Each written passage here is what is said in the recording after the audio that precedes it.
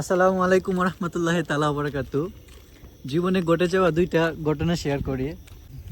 প্রথমটা হচ্ছে দেশে যখন বাংলাদেশে বৈরবে কাজ করতাম তখন শপিং করে বৈরবের বাজার ভিতর দিয়ে ফিরছিলাম। তো ফেরার সময় আমার দুই হাতে শপিং ব্যাগ। তো দেখা গেছে কি হঠাৎ করে মানে একটা মহিলা মানে চিৎকার করতেছে যে আমার মোবাইল নিয়ে গেছে, আমার মোবাইল নিয়ে গেছে।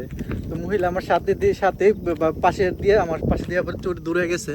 তো আমি কি করলাম, আমার শপিং ব্যাগ দুইটা মহিলার কাছে রাইখা দৌড়ে গিয়ে ধরতে গেলাম।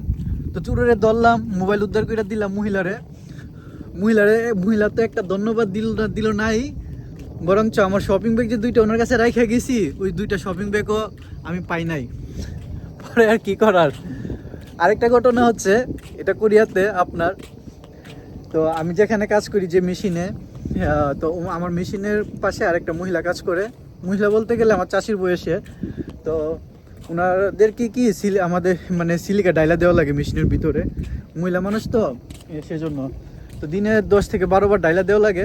তো আমাদের ক্যাপের ভিতরে সিলিকা মেশিনে ভরার পরে আবার একটা কাগজ আছে, ওইটা দিয়ে আটকানো দেওয়া হয়। আবার ক্যাপের সাইডে আবার যদি সিলিকা পড়ে থাকে ওইটা যারা দিলে না পড়লে তাহলে আপনার ওই যে সোনাকৃতি যেটা আছে না, ওইটা দিয়ে আপনার খুচা দিয়া ওইটা ফালাই দিতে হয়, আলগা সিলিকাটা যেটা 1-2টা যেটা। তো দেখা গেছে কি মহিলার কাছে 3টা সোনা আছে।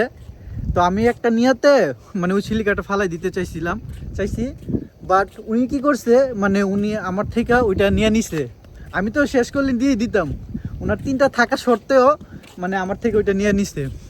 পরবর্তীতে আমি যখন একটা নতুন কিনে নিয়ে আসছি, ওই মহিলা কি করছে মানে উনারটা থাকা সত্ত্বেও উনি মানে আমারটা নিয়ে ব্যবহার করতেছে। কি আর বলবো, মানে ওনার কাছে 3টা আছে তারপর উনি মানে আমারটা নতুন বিদায় মানে আমারটা নিয়ে উনি ব্যবহার করতেছে। পরে অথচ ওই মহিলারে যদি আমি সিলিকা না ডাইলে দেই ওই মহিলা কিন্তু কাজ করতে পারবে না। তাই বলি কি আর বলবো, বাদ দেন, বিডি মানুষ।